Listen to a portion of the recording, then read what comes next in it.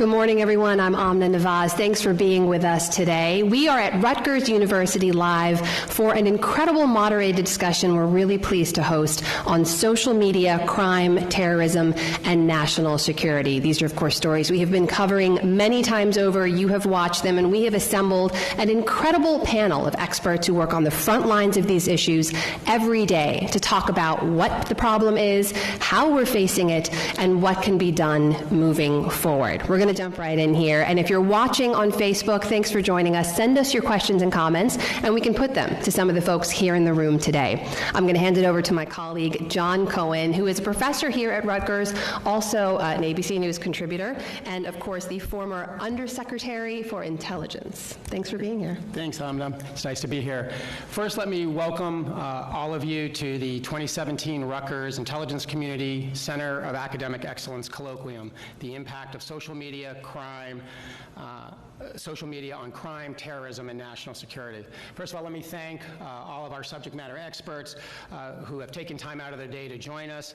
And let me also thank the Rutgers Police Institute, the Brennan Center for Justice, and ABC News, who have been such great partners in pulling this event together. Today's event was made possible by resources provided to Rutgers University through its federal designation as an Intelligence Community Center of Academic Excellence. It's through this program that the university is able to provide academic opportunities to our students, practitioners in the field, and others to examine issues that relate to intelligence, national security, and homeland security issues. Over the next hour and a half, we will engage in an important discussion, a discussion that is fundamental to how we deal with emerging crime, homeland, and national security issues in the United States. This discussion is taking place in front of a group of Rutgers students, but it's also being, as Amna mentioned, live streamed by ABC News. So let me take a moment very quickly to frame what we hope to discuss today. Social media and internet-based communication platforms influence every aspect of our lives, the way we communicate and the way we share information with many people across the globe. And just as these capabilities have brought many positive changes to the global community, they have also influenced the behavior of those who engage in or witness illegal acts. There have been a number of instances where kidnappings, homicides, and other violent acts have been live streamed by the perpetrator over various social media platforms. We have also seen a number of cases where those who have committed a crime have posted information regarding the crime they committed, information that's critical as investigators try to solve violent crimes. We have seen cases where witnesses to an act of violence have posted video over Twitter or Facebook, sometimes never calling 911, but posting these crimes as they are occurring. We have experienced a number of mass casualty attacks in this country by individuals who become inspired by extremist materials posted over social media and who in many cases forewarn of their planned attack via their own social media posts. We are also seeing foreign intelligence services who are increasingly using social media as a tool to not only gather information about nations they view as adversaries, but also to spread disinformation and propaganda. Today we will examine how has social media changed the way criminals, terrorists, and violent extremists behave? And how should law enforcement and national security professionals adapt their efforts as a result? Inherent in this question is the issue of privacy and civil liberties. And how we protect them. Because while there are technical capabilities that can aid law enforcement and counterterrorism officials, much of what occurs in the realm of social media is protected free speech. And I think we will hear general agreement today that any effort to expand law enforcement's ability to access and monitor social media must be accompanied by rigorous safeguards, policies, and other measures that protect privacy and civil liberties of Americans. So again, my thanks to all of our subject matters, my thanks to the students who are here attending the event, and at this point, let me turn it over to my partner in putting this together, Rachel Levinson, Walden from the Brennan Center of Justice. Thank you so much. First, I just want to thank John Cohen for all of his work in putting this together, together with my colleague Mike German from the Brennan Center, and thank you as well to Rutgers for hosting this event. For those who aren't familiar with the Brennan Center for Justice, we are a nonpartisan center affiliated with NYU Law School. We do a combination of research, advocacy, litigation, and communications work all generally focused originally on carrying forward the mission, the progressive vision of Justice William Brennan about the Constitution. Our work on social media issues has come out more broadly of our work on policing and technology. We work on issues related to surveillance technologies, license plate readers, surveillance cameras, cell phone trackers, things like that, predictive policing, and some of that led us to our work on social media and law enforcement, thinking about how law enforcement accesses social media, how they monitor social media, what happens with the information, and also in the counter-terrorism and terrorism field, how social media is monitored potentially for terrorist speech and counter-speech that's put out on social media. Our concerns and our interest in this, I think, comes especially from our concerns about civil liberties, as John mentioned, and our concerns that at times these technologies, including monitoring, particularly of social media, can be used disproportionately in minority communities, in over-policed communities. It can chill speech, potentially, chill protest, and that various activities on social media, whether it's content, likes, retweets, things like that, may be used as part of criminal cases. I'm really looking forward to being part of the discussion and hearing the perspectives all around the table, both from civil liberties advocates and from law enforcement, and understanding their use of social media as well. So again, thank you so much to John and to Rutgers for hosting this. Okay, obviously a lot to unpack there, and we're going to jump right in. I want to throw the first question to Lieutenant Patrick Quinn from the Chicago Police Department. Where are you, Lieutenant? Hi, there you are. Sorry, we're meeting everyone as we go here. You're going to kick it off for us. I need you to kind of set the stage a little bit here by telling us what you're seeing in Chicago and in major cities across the country now. We heard John talk about the fact that criminals will now post information online, either signaling their intent to commit a crime, maybe even live streaming it, or after the fact, something that could show that they were culpable. What are you seeing in Chicago and in other cities, and how is it changing the way criminals are behaving? We're basically seeing, like you just said, and like John had spoken at the opening, criminals actively speaking about what they've done, bragging about committing crimes, talking about actually committing crimes prior to doing them. We've seen a new phenomenon as well, where people actually will do things and post it online to get likes, get followers that would actually be criminal conduct. So, you know, we've seen gangs disrespecting each other on social media platforms.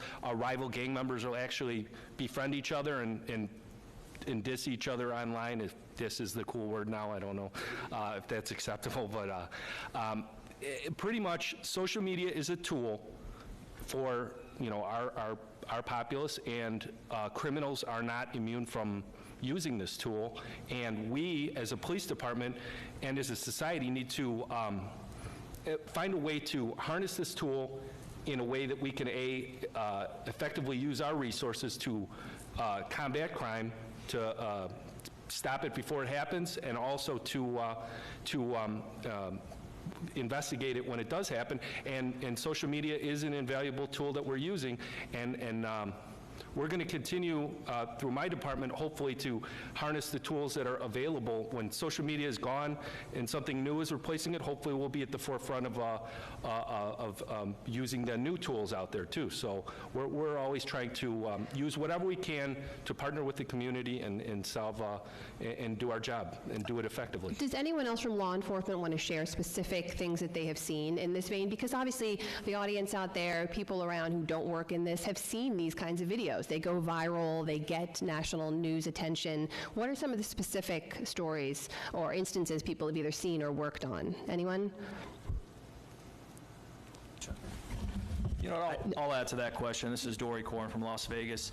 So we've seen exactly what Lieutenant Quinn talked about in multiple crime scenes, some of them gruesome crime scenes, where one thing that I think is most astonishing is witnesses who will experience the crime because they're there, some of them homicide scenes, and actually take photos of either the dead bodies or the crime scene prior to calling 911.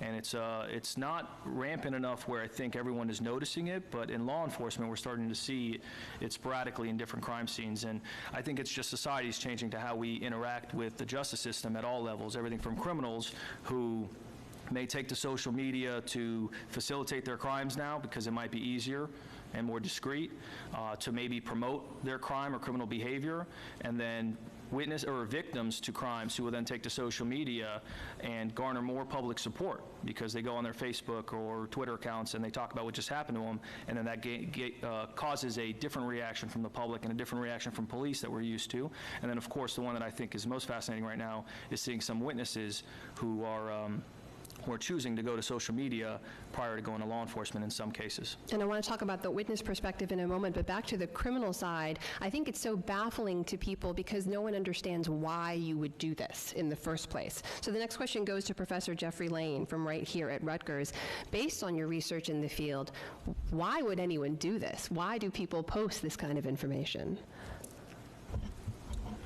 So I'm a sociologist and a communications scholar, and I've been doing field work in Harlem for a number of years, on and offline with teenagers and with outreach workers and detectives and public defenders and various people involved in street life. And one of the things that really came out to me was just that there's a digital street, that there's a street life on the internet that is connected to and embedded in local life, in adolescence, in neighborhoods, and that there's basically this interplay between the digital street and the physical street.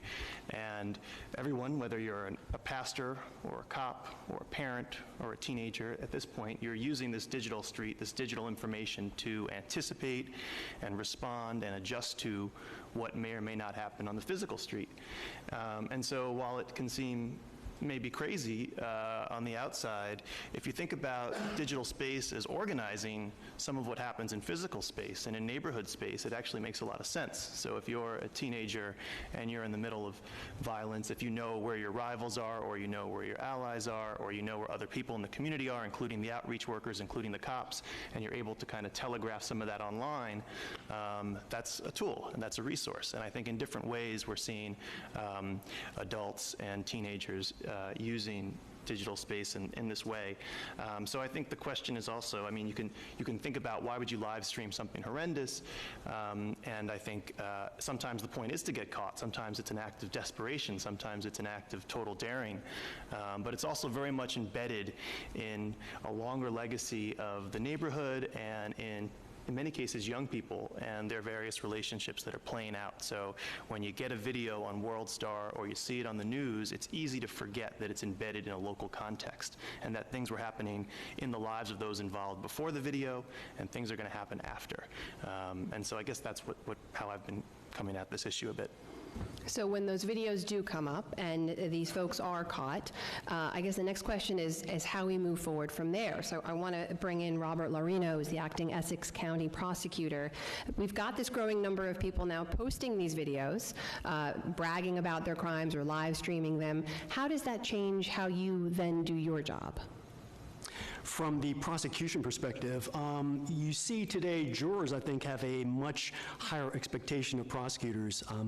There is this whole new phenomena, what we call the Csi Effect. Programs such as CSI and other television programs make the public believe that there is some type of forensic evidence that can be found everywhere, and that you would have an investigation, collection of forensic evidence, and by the first commercial break, your crime is solved.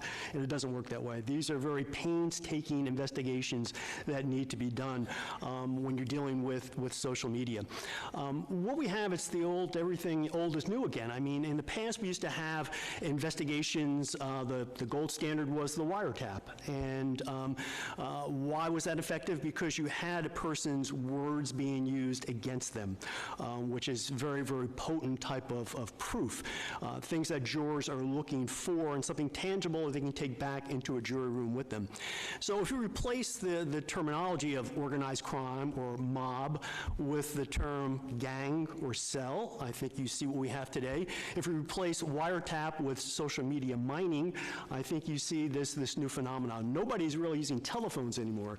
The real media of communication is social media. So prosecutors have to be aware of that and be able to get that type of information and put it in front of jurors. So you do have people who are possibly recording crimes as they are committing them, bragging about crimes openly, and it's not really a new phenomenon. You may ask, why do people do this? We have found that people are relatively proud of their acts, and we have found this even before social media, that people are, boasting about their acts. That in the past would be maybe in a bar talking over an act that they had committed. So it's really nothing new. So people do boast, brag about what they did. We also see now people could be displaying the proceeds of the crime, the weapons that they use, even the clothing that they may have been using at the time of the incident itself. They may be communicating through gang signals or things of that, flashing gang signs. So it's something that, again, can be very, very useful as far as being able to mine that. So that's a very positive aspect. But then on the negative side, the same medium can be used by those who are criminals to intimidate witnesses, harass witnesses, even expose those who are coming forward to the police to cooperate to some type of negative comments and even possibly harm. And I guess there is also a bar that has to be met to make sure that what you think you have for the prosecution is real. And there is, in this digital age, a lot of questions about what we know to be true about what we see on social media. So Fanny Ramirez, you're next up here. You're a doctoral candidate here at Rutgers.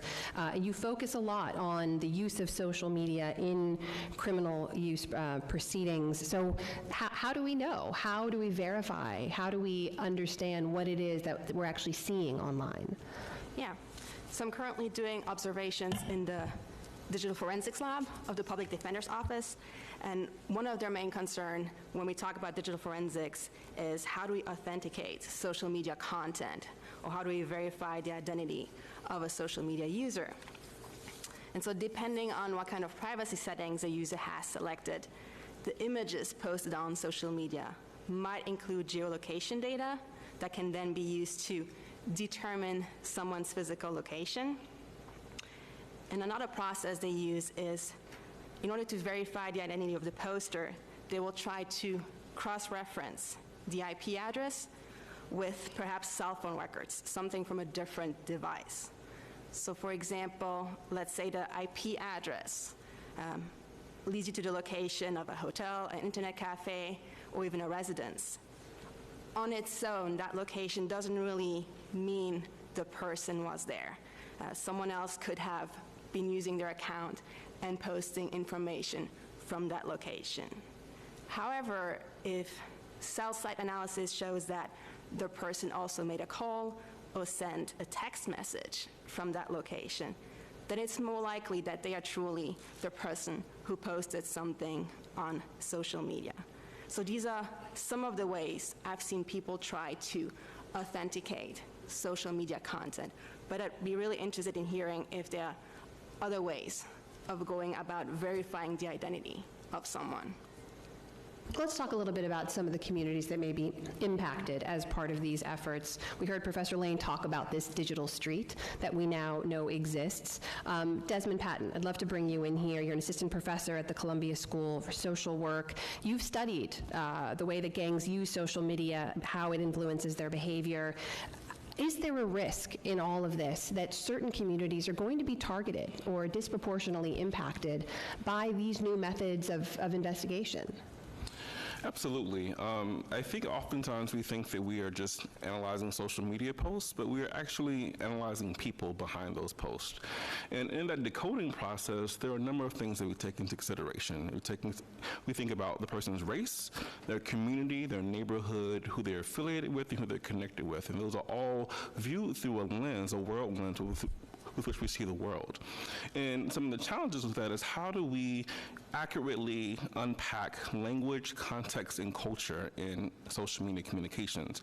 And so in the work that I do, I hire young people from Chicago to analyze and translate our social media content to make sure that we are accurately labeling data correctly before we say that a particular post is threatening or aggressive. And in that process, we've learned that it is quite complex for people who are from the neighborhood from which the social media data comes from to accurately assign a label to that data. And so a part of that process for them is to have close proximity to the other user. And so based on their association or their connection to that user, that helps them to then identify whether or not that post should be deemed threatening or not. But again, something to remember is that if we're talking about young people, this is a very critical developmental period in which your peer network is vastly important. And so I think considering the ways in which young people connect to each other and that level of connection is an important piece when thinking about how we should perceive threats on social media.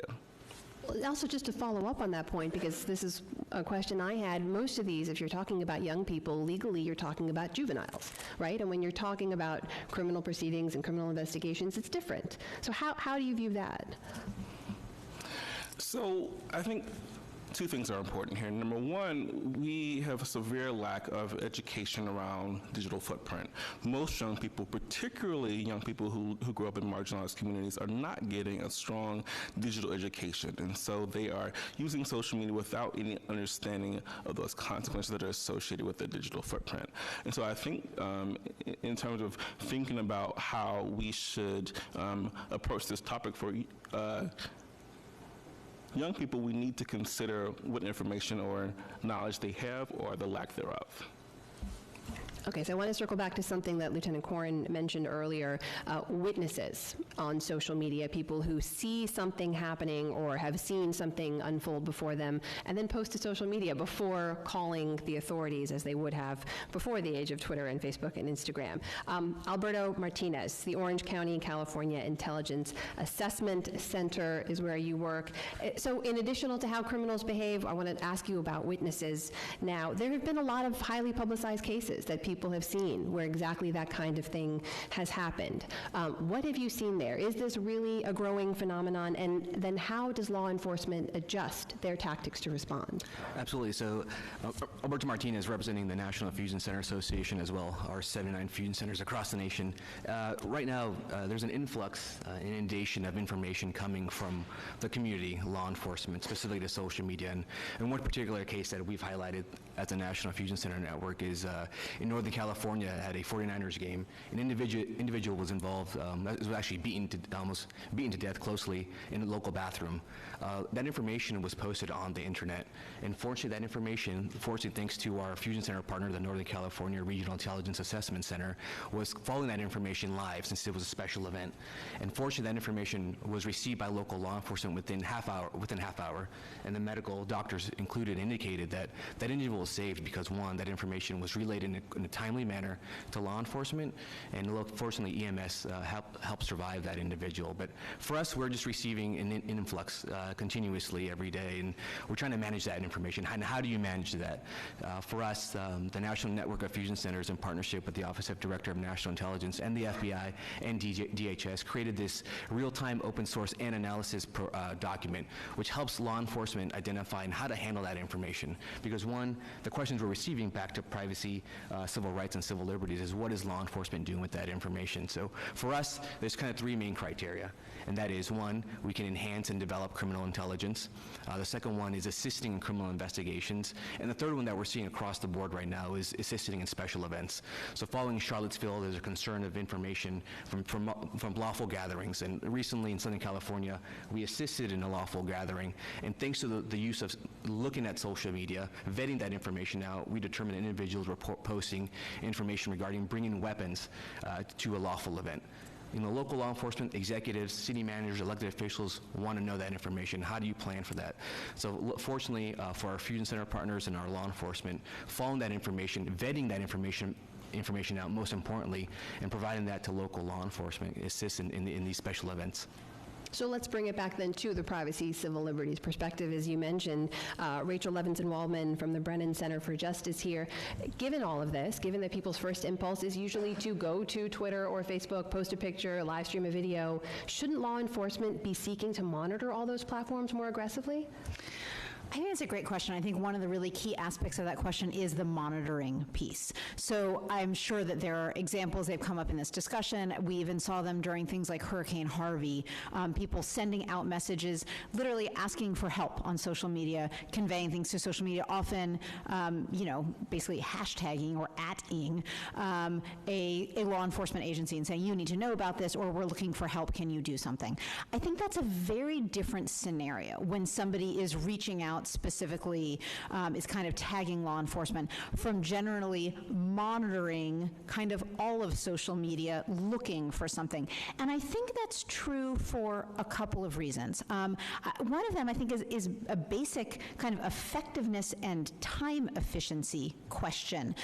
Any law enforcement agency right now has a limited number of officers, a limited number of resources, and so the idea that there's going to be a significant amount of time spent monitoring kind of the universe of social media, even if it can be narrowed down in some ways using geolocation tags, using time tags, to more narrow areas. It's simply a lot of resources being spent on monitoring a pretty big universe. I think this also ties into a comment that Desmond made, which I thought was so interesting, sort of the idea that even people coming from a particular neighborhood and being familiar with the people there, with the terminology, still may not know kind of, does this content, does this post, does this comment kind of count as a threat, count as dangerous? There is so much context in any kind of communication, but certainly when you're talking about social media. And so I think as much as there's sort of a danger that anybody might be hard-pressed to know exactly what something means. I think that's especially true for law enforcement potentially looking from outside, trying to figure out, is this something that we should be paying attention to? And of course, if they do, then they bring sort of the law enforcement power to that. To a comment, to an interaction that might not quite warrant it. And I think the two other things that strike me, one especially was a comment from Mr. Lorino about saying, we used to have wiretaps, now there's social media mining. And I think that's telling in some ways, because of course wiretaps require warrants. They actually require something called a super warrant. You have to have sort of an extra level of proof to get a wiretap. I don't think that's necessarily to say that social media mining requires a warrant. It's very different often, especially if you're talking about something that somebody has tweeted publicly. At the same time, I think there's a recognition there. It sort of suggests a recognition that there is a lot of sensitive information that's circulating on social media, which ties to my other concern, which is, again, sort of the chilling effect of having law enforcement generally monitoring social media to see what comes up, that could have a real chilling effect on a wide variety of protected and generally non-criminal speech. So I love the fact that we have different perspectives here in the room at the table, because this is obviously a conversation that's been going on for quite some time. I want to get the FBI perspective on this, if you don't mind. Rob Gummer is here, acting section chief with the FBI. What is your take to what you just heard about some of those privacy and civil liberty concerns? For the FBI, we have that as a continual concern. Everything the FBI does is governed by our Domestic Operations Investigations Guide. We call it a DIOG. We can do nothing, unless we have a predicated reason for us to go out there and look for that kind of data. It is a big concern, and for us, we do a lot of training of our personnel to get more familiar with that space.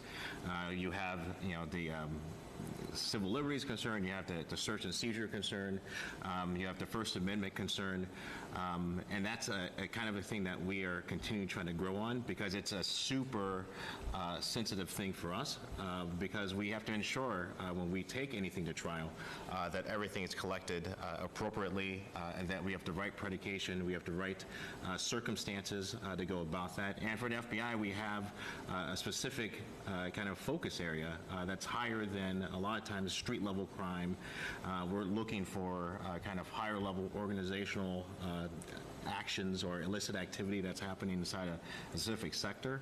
I believe as it gets more complex, as the digital realm is getting more complex daily, it becomes a bigger challenge for us because at the end of the day, a lot of the threat actors we're looking at are utilizing this as their main communication platform. And what was said earlier is right. You're no longer looking exclusively at phones, and when you're looking at phones, it's not just a phone used just for calls. You're talking more or less a full-on computer that you can do pretty much live your entire life through, utilizing a variety of different apps and platforms. And with that, as we learned in San Bernardino, you have the issues of encryption, you have the issues of what information is protected, what and where, and how do you access that information appropriately. And even once you get to the information, how do you get through that information, because the information volume is so massive. And how do you, because we have limited personnel, much like any other local law enforcement, and we can only go through so much data, and in most people's lives, the amount of data that's exchanged is massive, absolutely massive. And how do you get to that intelligently and find information that does support whatever investigations we have versus some of the data that's kind of junk data? Your day-to-day correspondence. And when you look at social media, the other thing that I think has been mentioned earlier is the point of context. When you go back and we say we exploit a phone once we go through a crime scene, you lack a lot of context as far as what the intent was when an individual said something that to law enforcement might sound illicit. Versus, in their context, their day-to-day lives, that didn't really mean anything at all. So I think as we progress, one of the biggest things for us has been working with both local law enforcement and other federal partners to try to understand that space more. But nothing is more important to us than ensuring that we're protecting the civil liberties of the United States citizens.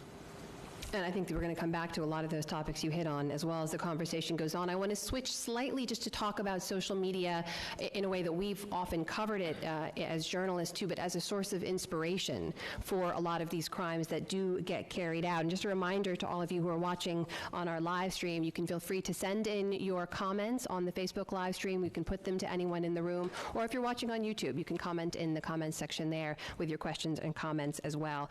Lieutenant Quinn, I want to circle back to you on this, because obviously this idea of a lone wolf attackers we've heard about a lot, we've covered a lot, often with mass casualty events. How has this changed in terms of what we're seeing with social media providing the source of inspiration for those kinds of attacks to be carried out? It's an excellent question, and I think we see it covered quite a bit on the news as you're seeing now. I personally think that the easy answer to that question is its sheer volume of online activity. So we're seeing, I think, a shift, a migration, so to speak, from the physical world to the virtual world, where the traditional brick and mortar locations for work and school, for dating, for entertainment, for socializing are all being augmented or in some cases replaced by a virtual equivalent. And I think, a perfect example is even this panel. The majority of the people that will view this panel and interact with us are going to be virtual. So with that, I think what happens is it limits face-to-face interactions, and by default, it gives a greater level of exposure to all of our society to terrorism propaganda and to various other forms of propaganda as well, where folks that maybe are more at risk can get exposed to that propaganda, maybe become radicalized, and then take action based on some of that inspiration. And at the same time, it also gives our terrorist organizations more of an ability to communicate with more parts of our society, because so many more people are online, so many more people can be engaged with from a terrorism perspective. Now, if I may, though, that's just one side of it. Or the other side, from a law enforcement perspective or a national security perspective, is what are we doing to prevent that? And I think that while it's unfortunate that the greater level of exposure is creating more risk, it's also opening up an opportunity, I think, for law enforcement. I understand that there are significant privacy, civil rights, civil liberty concerns, which we, too, in Las Vegas care about that. But just take that aside for 1 second and think about it. for us in law enforcement, social media and the inherent sharing that comes with social media is kind of giving us a look into someone's thought process that we maybe didn't have before.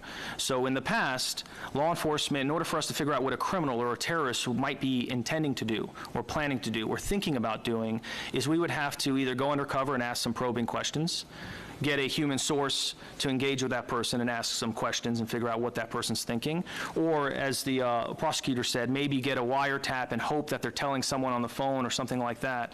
But today, people are going to social media and sharing a lot of their deepest thoughts.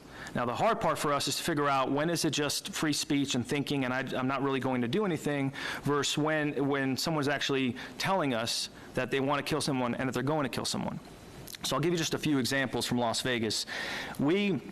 Last year, we saw an increase. We had 630 suspicious activity reports that we received for terrorism and crime, and that was a 42% increase from the year before. It's a substantial increase.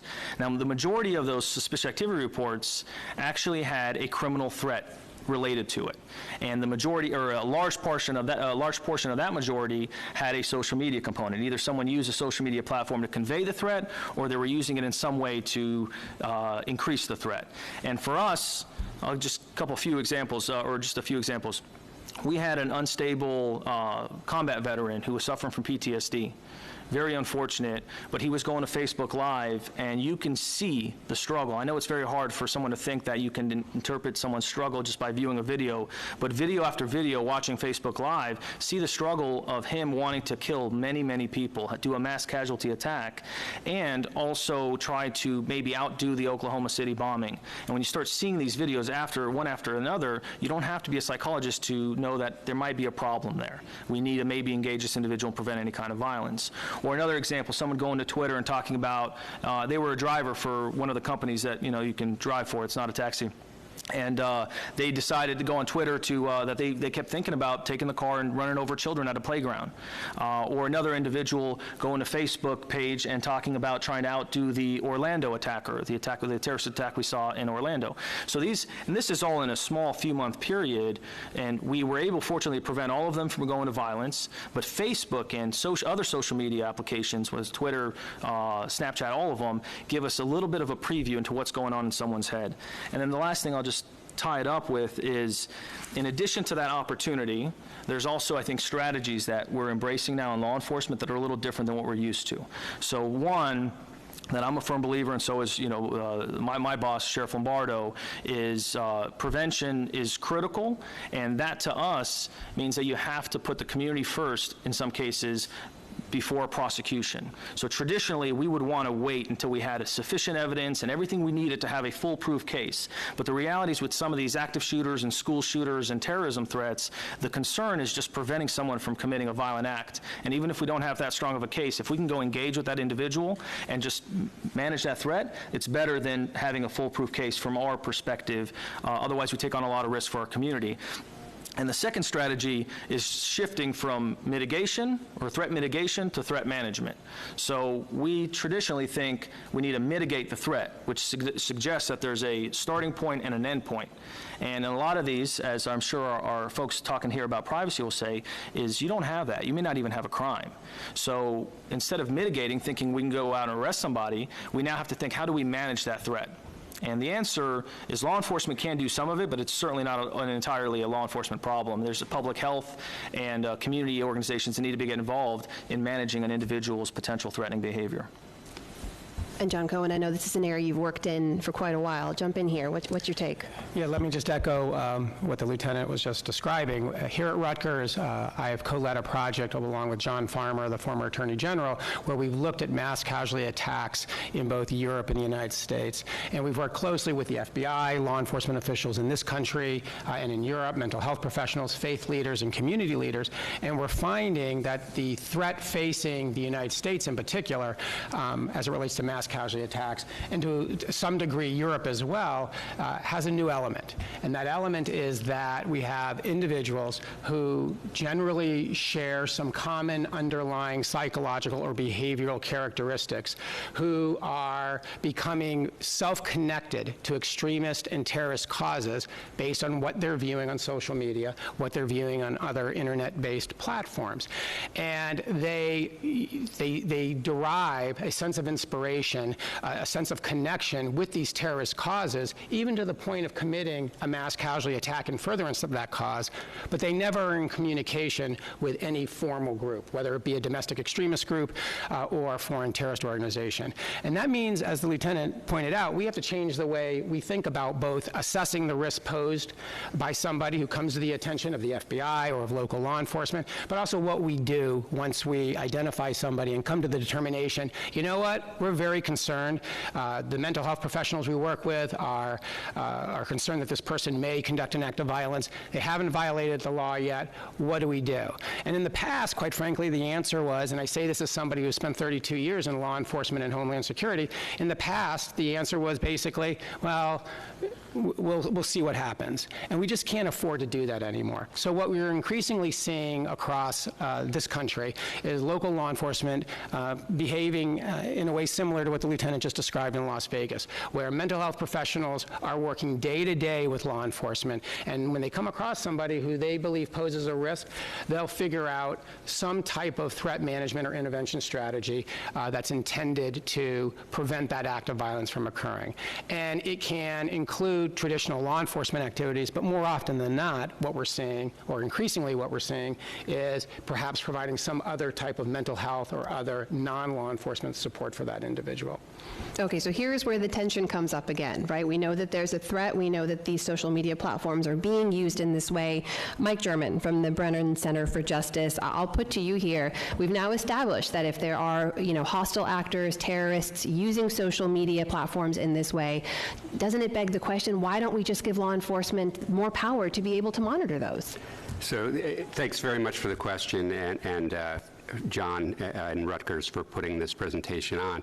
I think it's very important that we be careful with our language and how we discuss these issues, right? I mean, it's easy to say that the internet allows for inspiration of terrorist and violent acts, but when you actually look at the studies, it's not that clear, right? And many times these are people who have decided to act, who are just communicating over the internet or searching for a justification over the internet because the internet has supplanted the phone as our communications network. So, the unfortunate part is when we start to blame the tool, that the natural impulse is to suppress that tool, right? This is why governments went out and smashed printing presses, because there were bad ideas that they wanted to stop the spread of, and that was not a very effective strategy.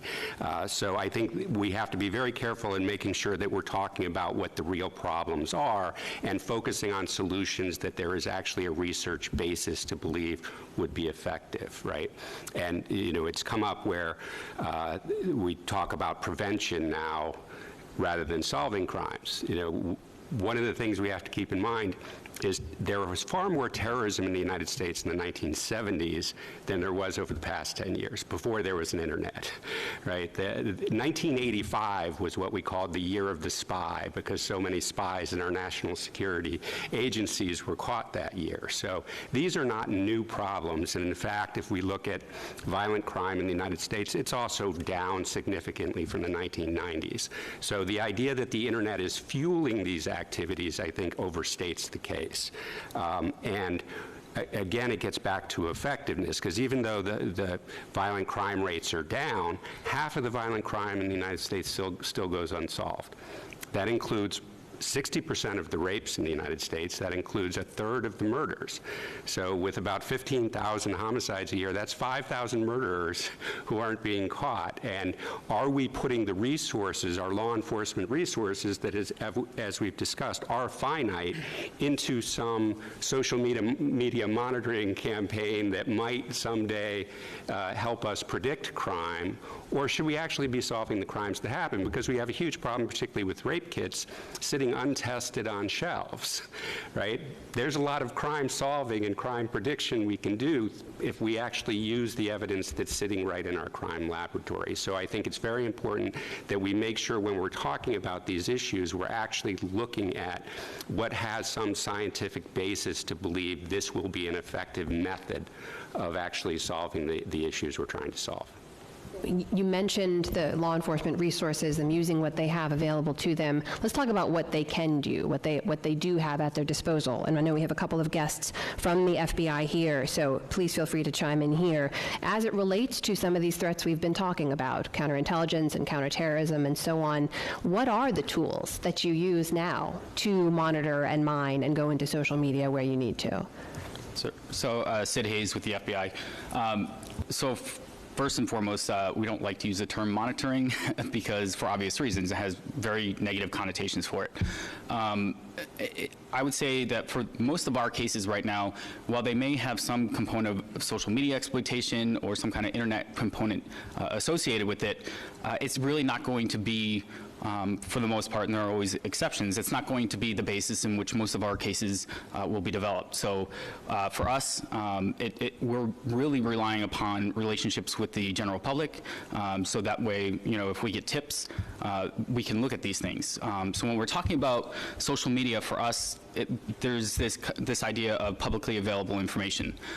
So let's not forget, with the security settings, people have reasonable expectations of privacy. So in that case, we wouldn't be able to just, start subpoenaing Facebook, for example, to get all the data based on, even just a tip. If we were to even maintain a situational awareness using social media, which is possible, but to devote resources to have an individual kind of trolling through social media data, Twitter, Facebook, all day, every day, forget the inability to kind of define what's a threat versus what's sarcasm. That's not something that you can easily discern on social media or even in emails, for example. But we need to be able to leverage our relationships with the general public to make sure that if they are seeing things that are potentially of harmful threat or something that they think is a threat, they can reach out to their local FBI field office, provide them that data, and then things can be pursued from there. But I don't see a point where the FBI will get to monitoring everybody's general information that's posted publicly online through social media. It's just not an effective way to approach the issue. Yeah, and if I can add to that, and I think Mike German raises an excellent point. And in fact, Mike, we've worked on these issues for years. The effect of law enforcement comes when you understand the behaviors and indicators that are consistent with someone who's involved in illegal activity. And I think part of the real challenge that we're facing today, because I'm certainly not advocating, and I don't know many who are advocating the concept that we should have law enforcement somehow vacuuming up every social media post and somehow monitor that for the purposes of finding people who may be saying things that are odd and then using law enforcement resources to target those people. But the question that I hope we're starting to get into, which I think is really important, and I'm going to now steal the term used by one of the presenters down here, is how, if we're trying to understand behaviors exhibited by people involved in illegal activity, in particular violent activity, how do we consider the physical and virtual street when doing that? Because we are now seeing increasingly that behaviors that may be important in helping us identify those who are engaged in criminal activity aren't occurring on the physical street. They are occurring in many respects in the virtual street. And so the question for me is, so how do we take good law enforcement practices and apply them in the virtual street as well as the physical street? Okay, so let's bring in Harlan Yu now from the Center for Internet and Society. You're hearing about the way law enforcement is using these tools, how these social media platforms pose a threat to some degree. What are your concerns? How do you view this digital street? Yeah, I mean, there's a burgeoning industry of vendors that are starting to market social media monitoring tools to local law enforcement agencies. But I think the main question here here is on the use of these tools and what the principles and standards are that law enforcement agencies use before, tapping into some of this evidence, right? Before conducting an investigation using social media, is there a clear and defined objective to what they're doing? Is there a valid law enforcement purpose that's based on reasonable suspicion before a law enforcement officer even looks at an individual's social media stream, right? There's a big difference here between an individuated investigation from more speculative dragnet type monitoring that implicates people's First Amendment rights, as Rachel from the Brennan Center previously mentioned. And even when there is an individual investigation, I think there are other questions about when is it appropriate, if ever, for a law enforcement officer to impersonate another person in order to gather intelligence, right? To create an account under the guise of, say, somebody's actual friend, to friend that person on social media and to start conversations. When is it ever appropriate for a law enforcement officer to create a fake identity? I think these are all major questions, and I'll note that these are things that local law enforcement officers have done in the past, and they also violate the terms of service of many of these sites. For example, Facebook, where it's against the terms of service to create a profile that's not your own actual identity. And then there's a further question about how transparent local law enforcement agencies and federal agencies are about the use of the tools. Are there written and publicly available procedures and practices that govern how their officers are allowed to use the tools? And even when there are rules of the road, what procedures are in place to hold officers accountable in case they break those rules? How would the public ever know if officers are violating those rules? And in terms of the public's understanding of what these vendor tools do, I think a further concern is that a lot of these vendor tools are proprietary. A lot of the kind of secret sauce behind how some of these vendor tools are not known to the public. Some of these tools even purportedly say that they can predict criminal activity automatically based in part on social media data, but there's not very much evidence out there that those kinds of techniques actually work. So that's all to say that social media data can, in some cases, be important to investigations, right? They will, in some cases, document crimes and be evidence have evidence of crimes. But we need more public debate. We need more community engagement because the use of social media is shifting the ability of local law enforcement agencies to conduct surveillance cheaply. And there are major questions here about how to rebalance the need for public safety and people's First, Fourth, and 14th Amendment rights.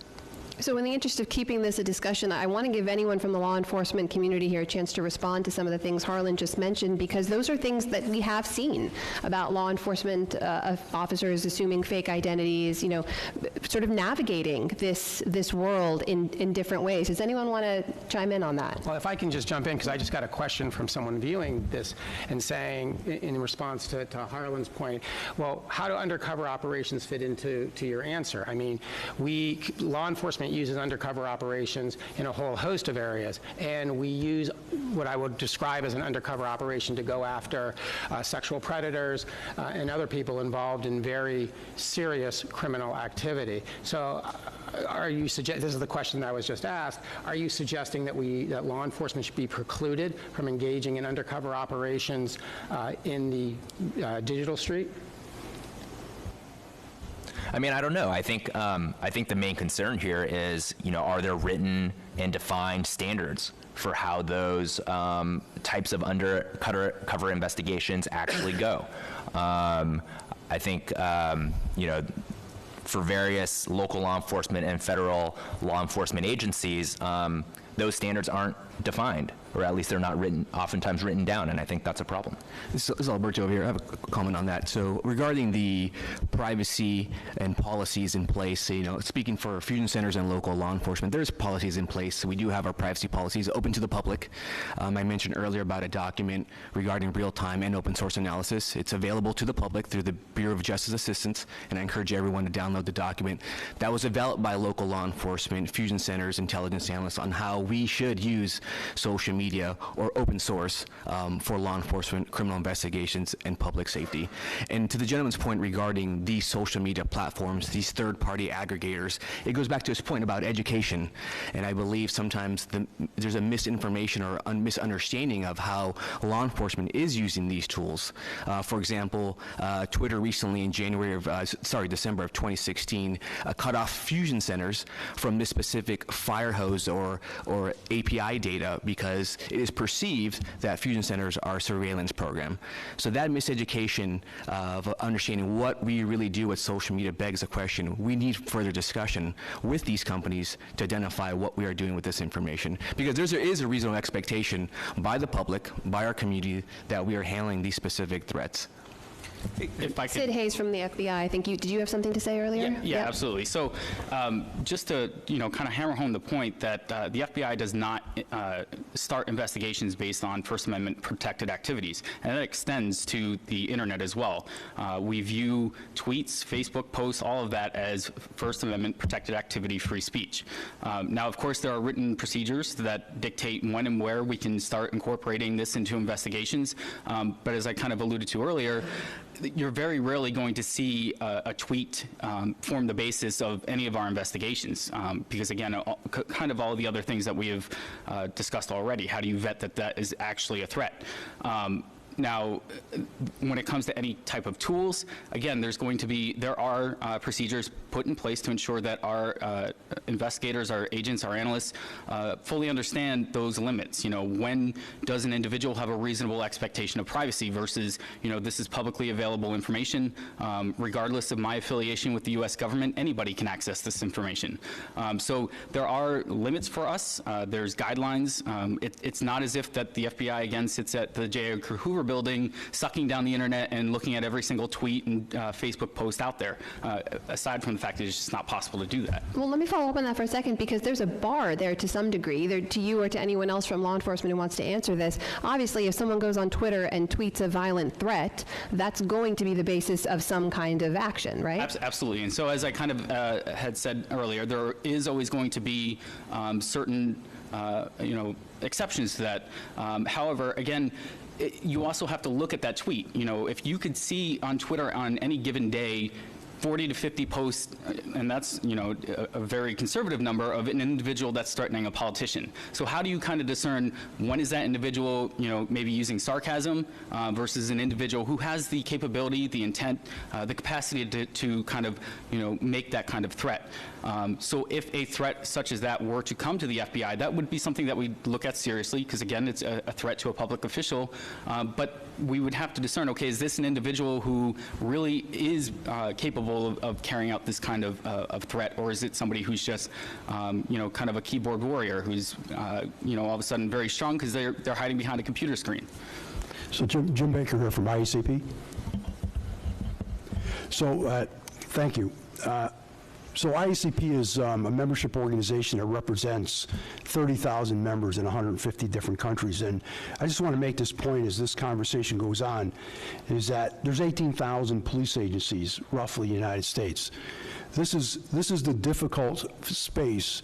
And again, the FBI operates at the federal level. And fusion centers work collaboratively with organizations to bring information together and try to move to a preventive stance, and as I heard John say and other folks say, manage threats. To the point about how quickly this has changed, and I come from the perspective of, I work at IACP now, but I've run 3 police agencies, a state police agency, 2 local police departments, and the 2 departments look like what policing in America looks like. One was a 40-person police department, and the other was a 12-person police department. And the difficulty for law enforcement is that the landscape is changing every day. when it comes to social media. And we as an organization, ISP, support 100%. There should be policies in place. There should be practices in place that are backed by research and documentation. But at the end of the day, as you hear, if there's a violent incident that happens in a community, it's going to be the police chief held accountable for that. And when they're looked at and that's analyzed, you know, you can sit back and talk all you want about various studies and so on. At the end of the day, it's that police chief that'll be held responsible. And it puts them in a very difficult position because I agree with the comments that were made earlier about interpreting what's said on the internet or Facebook or in a Twitter feed or on Instagram is very difficult to do. But if you're a police chief in a community and you're seeing or you're hearing about a threat against an individual, most times at that level, that threat's going to come from a complainant. It's not coming from the police department sitting there monitoring social media. I think for law enforcement, in particular local law enforcement, it's really about the way these tools are used. Now, let me give you 3 examples. How we're getting emergency complaints delivered to us now is entirely different. If you take the Virginia Tech shooting in 2007, mass casualty event on a campus, students, teachers were texting 911 trying to get through. Platforms back then weren't built to allow for text information to come into a 911 call-taking center. Then you move fast forward to the Pulse nightclub in Orlando a year and a half, 2 years ago. Inside there were survivors that were barricaded, an active shooting scene, police responding, a lot of confusion. The police were receiving valuable information as that was coming, and they're trying to discern what that is. And then I'll take you fast forward to a week and a half ago in Lebanon, New Hampshire, at Dartmouth Hospital, where an individual walked into the intensive care unit and shot and killed his mother, who was a patient at the hospital. And the chaos and the chaotic scene of what social media was and how you have to discern that and how you can discern threats during the course of an event. And in this case, information was delivered to the police that led them to believe the subject was barricaded inside the hospital.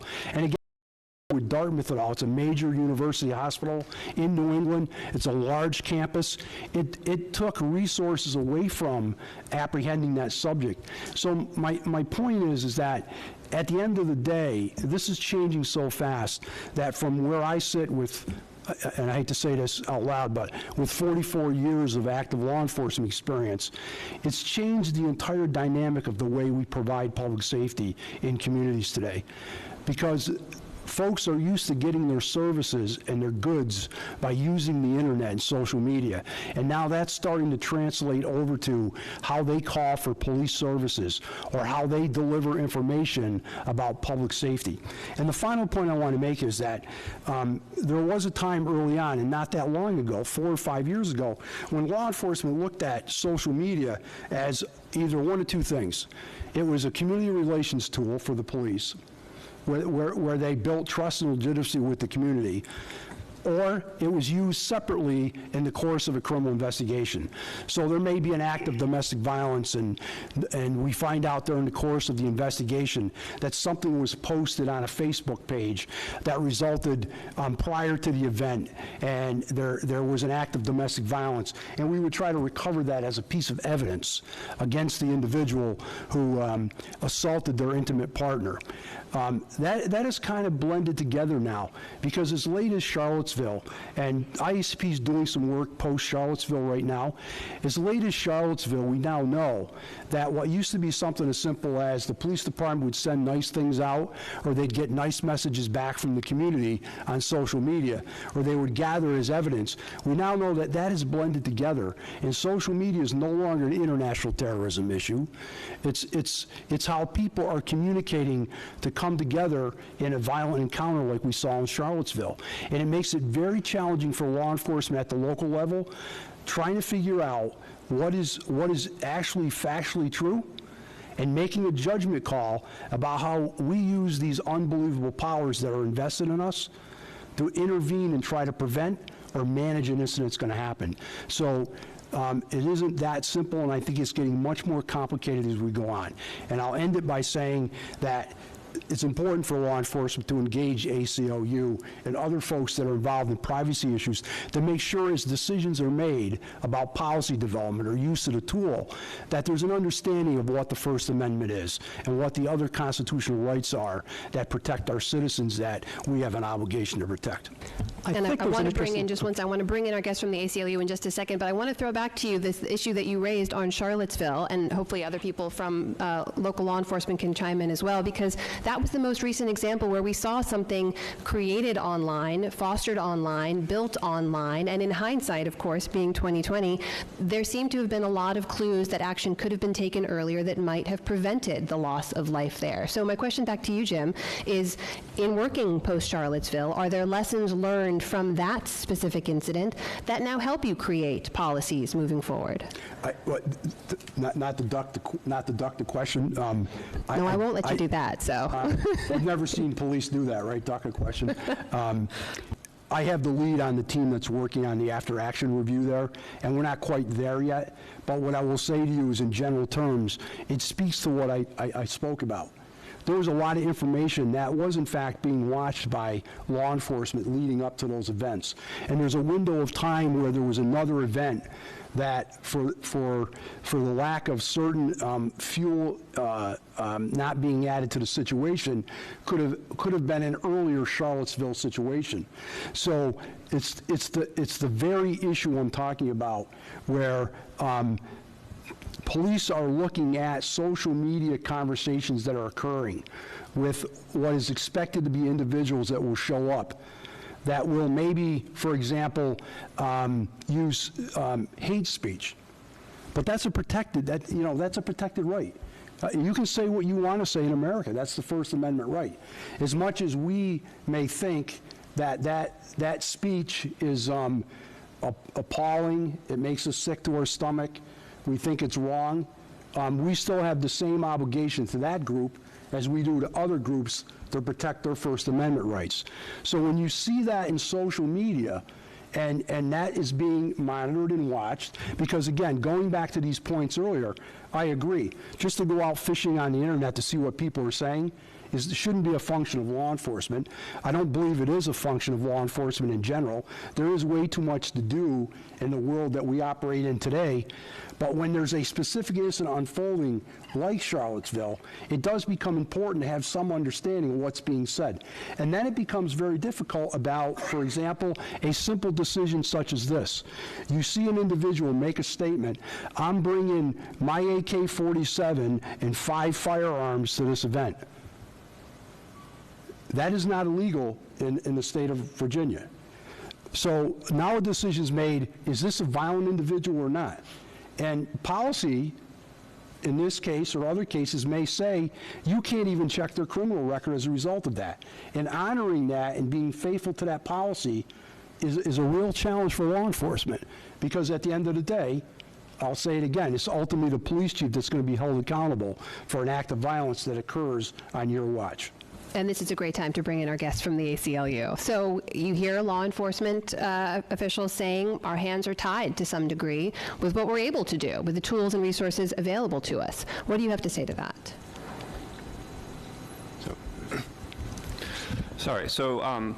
So we have been looking particularly at some of the issues around, as Harlan mentioned, there are a number of different tools that are available for law enforcement to investigate. But there are also a totally different set of tools that, frankly, are intended for, I'm not even sure monitoring is the term I'd use, not because it's not too politically volatile, because it's not strong enough. There are tools that are designed for surveillance. They literally access the back end of social media systems to vacuum up every tweet, every public post, all sorts of information to analyze and to retain vast amounts of information about individuals. As Professor Levinson said, this is very problematic just in the abstract from a First Amendment expression. Chilling effects situation where individuals are speaking online, exercising their constitutional rights, and that is vulnerable to being captured. But it's even more problematic because, as we know, surveillance has a history of being used in ways that disproportionately affects marginalized communities, communities of color, communities who are activists, who are politically active against the establishment. And we have not only seen suggestions of that, there's concrete evidence that these tools are being designed and marketed as ways not only to investigate crimes, but to affect online activism. So a tool called Media Sonar had a list of terms that were indicators of illegal activity or potential public threats, and that included an entire sub-list of terms related to Mike Brown, who was killed in Ferguson, and the Black Lives Matter movement. A company called Data Miner, it showed how you could use its tool to drill into a protest to identify journalists in the crowd. Another company, Geophedia, had listed among the threats that it would help law enforcement identify protesters and unions. So these are tools that are not only abstract threats to our democracy, to our free speech rights, but are actually being marketed as ways that government agencies can directly target people who are exercising the constitutional rights that those agencies are actually sworn to uphold. And so we expressed our concerns to these companies, not because we are worried about these law enforcement investigative tools that are targeted, that are based on predicates, investigations, but about these tools that literally are designed for mass surveillance, that bring in a whole host of concerns about, not only chilling effects, but the use of this information to then target individuals who are leaders of activism, online or offline, because these tools increasingly are able to link together your online and your offline persona.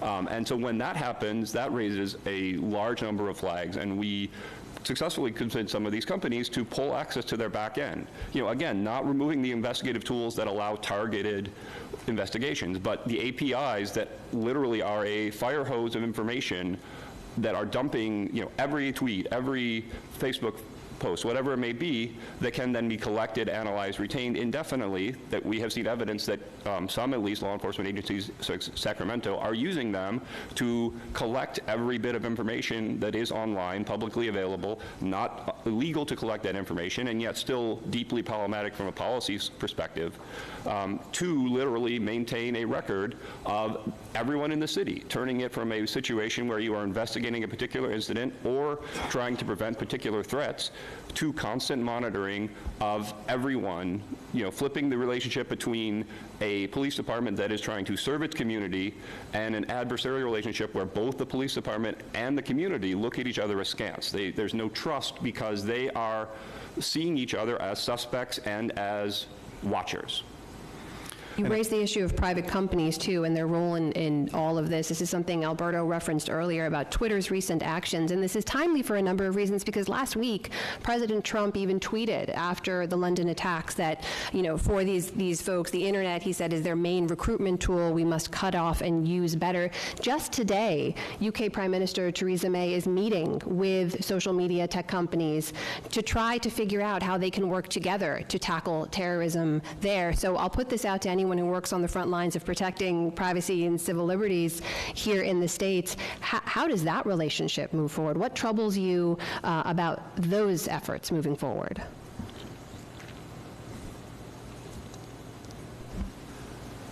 I think that, this has been a great conversation. I've been really gratified to hear that the law enforcement experts in this room, there seems to be a real consensus that the sort of mass monitoring that Chris was talking about and others have talked about is not an effective way to proceed. And it is not like a good cost-benefit ratio, but nonetheless, that idea is in the air and is being pushed by these companies. And I think that it would be great if the law enforcement, the top thinkers that are in this room and people like them could speak publicly within their profession to help spread the idea that that's not an effective way to proceed in terms of law enforcement. And of course, there's going to be difficult cases. If you have let's say you have a major protest or a major march in your city, and you want to do quasi mass monitoring, maybe mass monitoring in your city or targeted at at particular activist groups. Those bring up very, very serious First Amendment issues.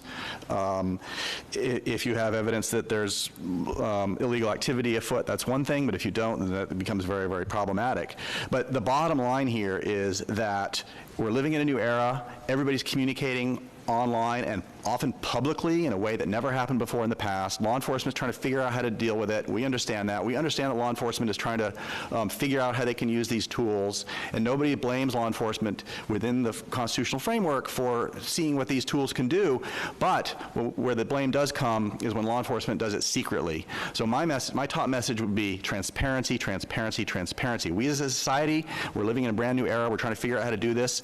We're in a democracy, and ultimately the tough decisions need to be made by the public, and that can't happen if these things are happening secretly or behind proprietary walls. You know, we have to strike a balance. And I think Mike had an interesting point before when he said, you know, prosecution, law enforcement, stay in your lane. There's plenty of crimes out there. Solve the rape kits, you know, that are outstanding. Solve those crimes. You have to remember that when this whole rape kit testing and the DNA technology came out years ago, law enforcement and prosecution were being fought against tooth and nail by, you know, civil libertarians and others who said that this is a great intrusion. Today we see that DNA testing is really a remarkable way of being able to solve crimes. You even see the Innocence Project, who again was very vocal as far as they're fighting this particular technology at the time, now embracing it, because the same technology that can be used to essentially convict someone can also exonerate someone. So I think what we have to do here is to find the right kind of balance. This is a new technology and it's not going away. So we have to find the way to be able to harness it to have the greatest effect for all within the context of preserving people's liberties. You know, if I could just add one quick comment to that. From a law enforcement perspective, I think it was perfectly said by the prosecutor, but I also think that when we talk about the different tools that are available, we have to consider which tools we're saying are not going to be available to law enforcement that are still going to be available to everyone else aside from law enforcement. So what we're seeing, I think, at least from Las Vegas, is I agree with the mass surveillance and some of the APIs that we were accessing that is problematic or can be problematic, but at the same time, there are tools that the general public can access for facial recognition applications and various other types of intelligence gathering applications that anyone can download and use that the law enforcement is being told, hey, you can't use that, which puts us at a disadvantage quite a bit to be able to prevent violence. And I think ultimately we are empowered by the communities that we serve. So it's the community society that decides if we don't get those tools or we shouldn't use them or what our policies and procedures should be. And if we just need to be careful, I think, as you brought up as well, there needs to be a balance, there needs to be a conversation about it. And whatever that society decides to empower law enforcement with, they just have to understand it does come with a consequence at times. We may not be able to monitor an event that does turn violent because that's what we decided was the most appropriate for the greater part of our community. And Mike, you had something to say? Let me just, real quick, there are a couple of things that were mentioned where we're talking about transparency and the idea of having policies. The problem is there isn't a lot of accountability. And, you know, to the extent there's any misunderstanding in the privacy and civil liberties community about what law enforcement and the intelligence agencies are doing, that's entirely the fault of the law enforcement and intelligence agencies, right? You know what you're doing, and you could make that information far more public. And it's great to have a policy that's public, but if we don't know how often that policy is violated on an annual basis, it's hard for us to really have great confidence that that policy is serving as a bulwark against abuse. And, you know, particularly when we're talking about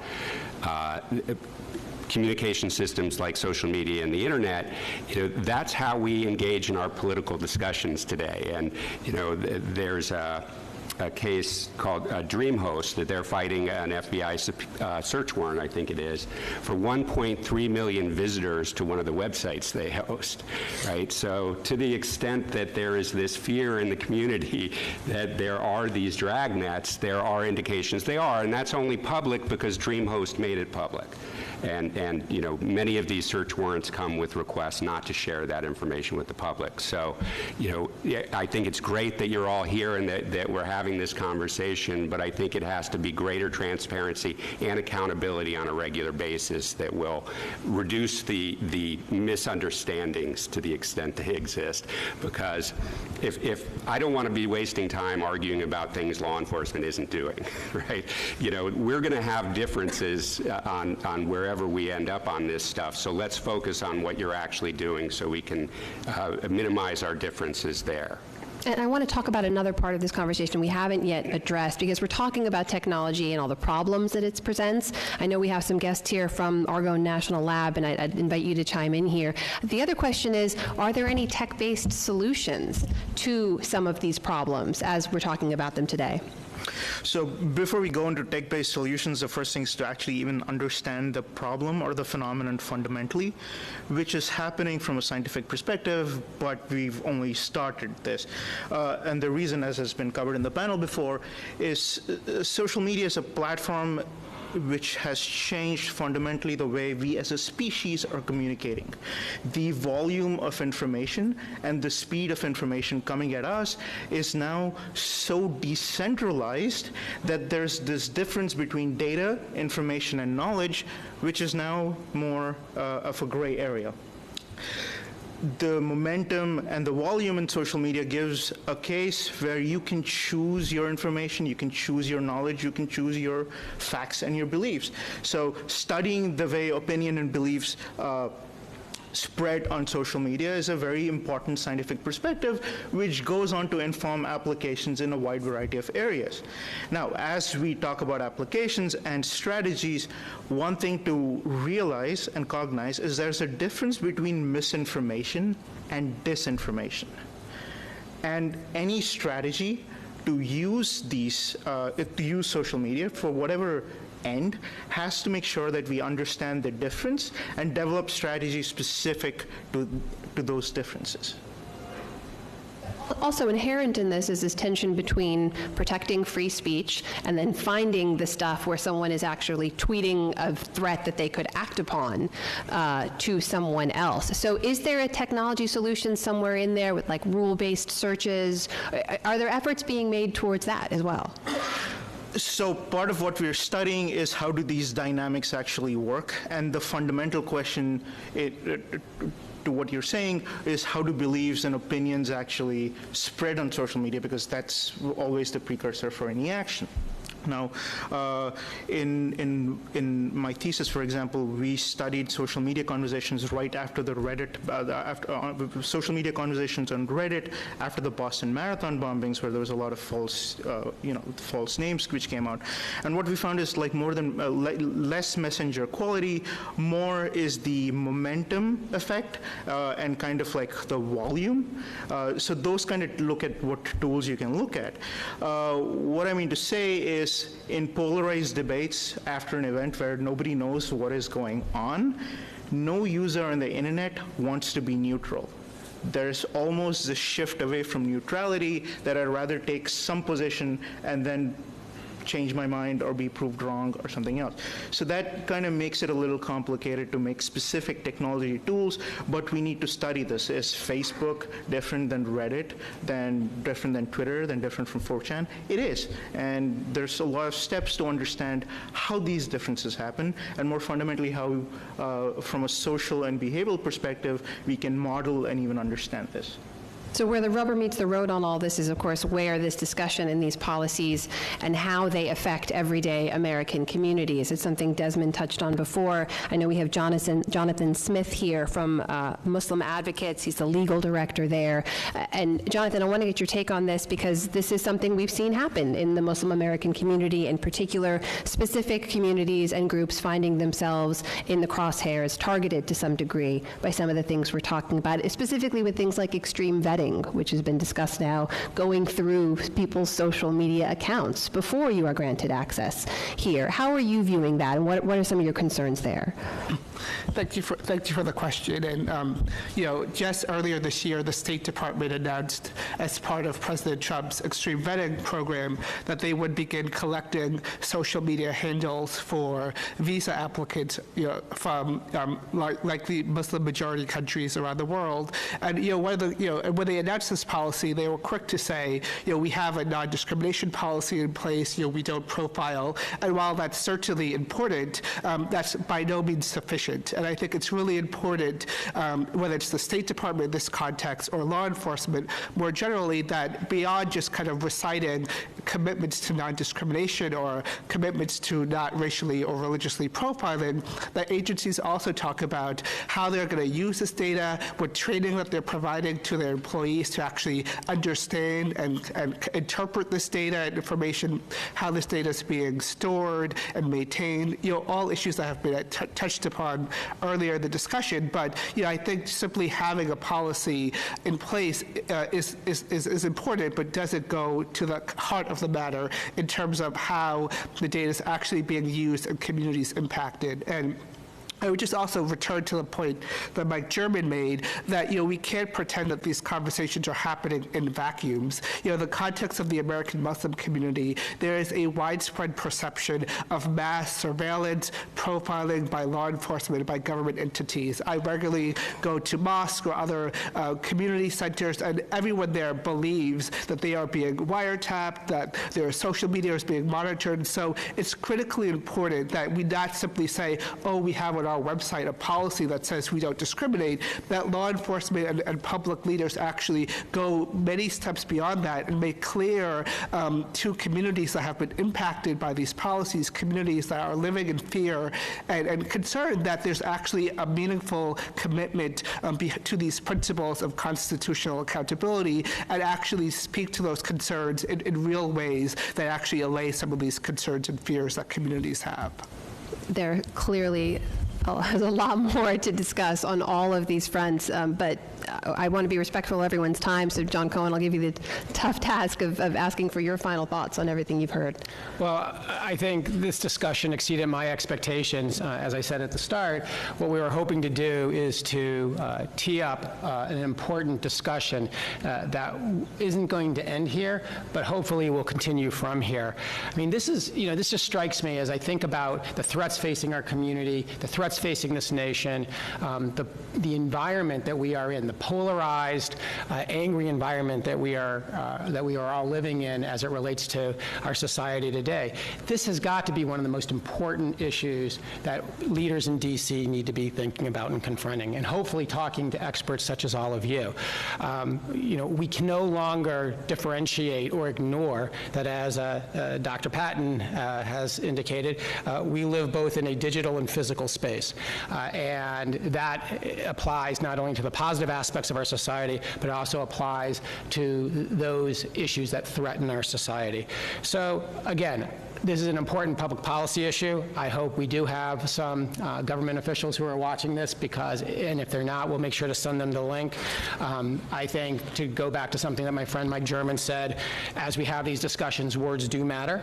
We have to have an honest discussion, and all of us need to be very transparent in this discussion, because so much of what concerns and causes fear amongst people is what they believe is occurring, whether it's occurring or not. So thanks again to everybody. Appreciate you coming to New Brunswick, New Jersey. Thanks to ABC News. Thanks to the Brennan Center, and thanks to all of you for taking time out of your day to be with us. So thank you again to all the panelists, to all of you here in the room, and to all of you watching at home. Thanks for being with us. You can keep sending in your questions and comments. We can get them to the right folks. And also, for more on any of these stories, you can go to abcnews.com at any time. For now, I'm Amna Nawaz, and I'll see you back here soon.